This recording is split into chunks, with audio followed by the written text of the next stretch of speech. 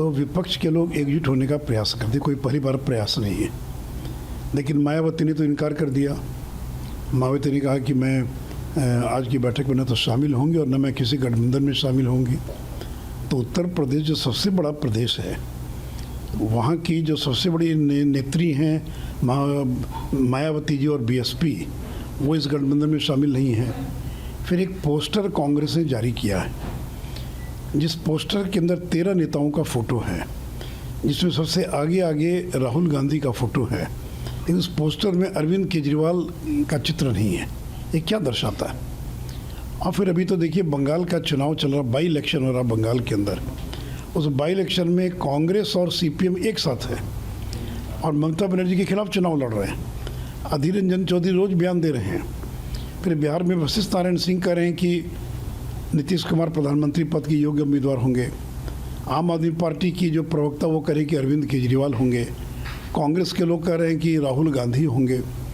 फिर कन्वेनर के नाम पर भी भारी विवाद है। लालू यादव ने कहा कि कन्वेनर एक कन्वेनर नहीं होगा, अलग अलग क्षेत्रों को मिलाकर कन्वेनर होगा। और नीतीश जी को जो उम्मीद थी कि उनको कन्वेनर घोषित किया जाएगा, तो उनका तो लगता है कि लालू जी ने सपना चकनाचूर कर दिया। तो इसलिए देखिए इसमें इतना इफ एंड बट है। और शरद पवार जो शामिल हो रहे हैं, एक घायल सेनापति, टुकड़ी जो पार्टी टूट गई, टूटी हुई पार्टी के नेता के रूप में और शामिल हो रहे हैं। तो इसी का अकाली दल वो शामिल नहीं हो रहा है। तो इसलिए देखिए प्रयास करते रहेंगे। प्रयास करने लोकतंत्र में हर एक पार्टी को, हर एक दलों को एकजुट होने का की संभावना रहती है, या उनको लगता है कि करना चाहिए, लेकिन इसका कोई परिणाम नहीं निकलने वाला है।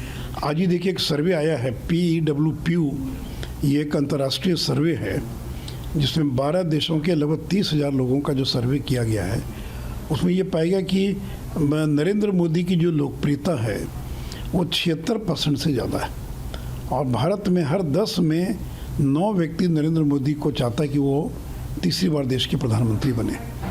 तो जितने सर्वे हो रहे हैं और भी जो रिपोर्ट्स आ रही है, सब के नरेंद्र मोदी एक नंबर पर हैं और राहुल गांधी तो उनसे बहुत दूर हैं।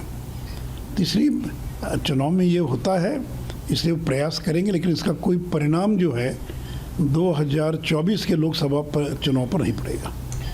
लेकिन सर, तेजस कह रहे हैं कि हम लोग जो सांप्रदायिक ताकतें हैं उनके खिलाफ एकजुट हुए हैं और जो पीएम पद के उम्मीदवार होंगे उनको हम सब एक साथ मिलकर चुनेंगे, कौन होगा, और वैसा होगा जो ईमानदार होगा, जो ज़्यादा लॉयल होगा प्रधानमंत्री मोदी से, ये कहना है। देखिए बोलने में क्या लगता है, और तेजस्वी यादव की वहाँ क्या साख है? उनका तो एक भी MP नहीं है।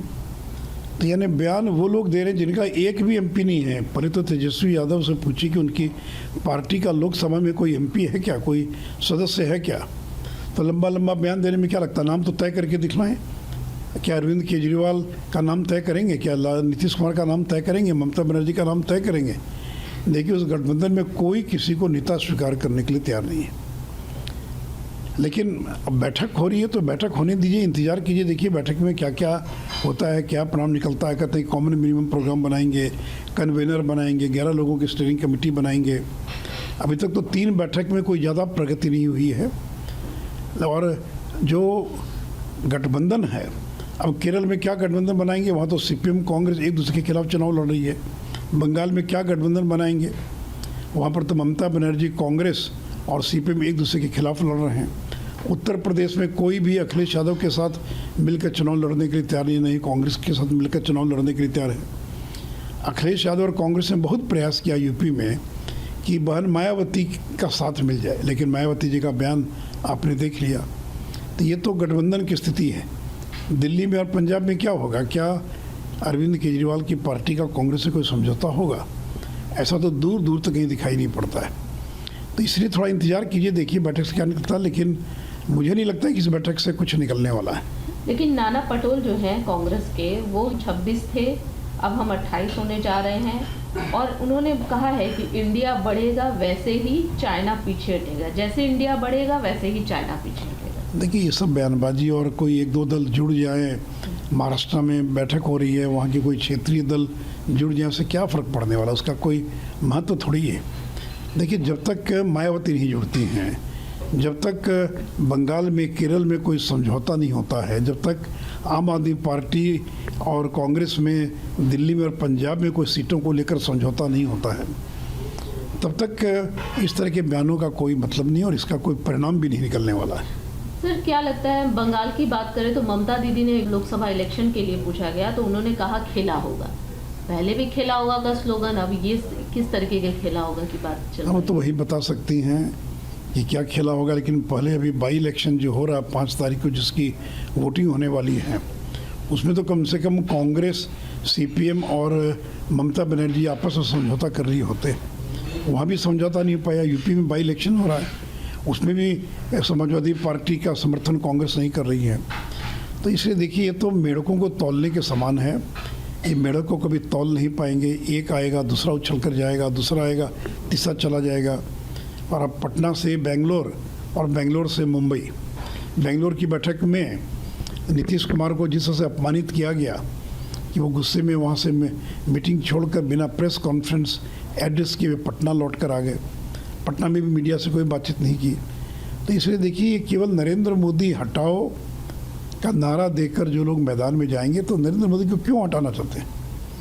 जिन्होंने महंगाई को नियंत्रित किया, जिस नरेंद्र मोदी ने 50 करोड़ से ज़्यादा लोगों के घरों में लोगों का खाता खोलने का काम किया, तो आप उस नरेंद्र मोदी को आखिर हटाना कोई कारण तो ना जी, क्यों हटाना चाहते हैं? जिस व्यक्ति की इतनी लोकप्रियता है, तो केवल 10 दलों की या 20 दलों के एक साथ आने से कोई नरेंद्र मोदी को हटा नहीं सकता है।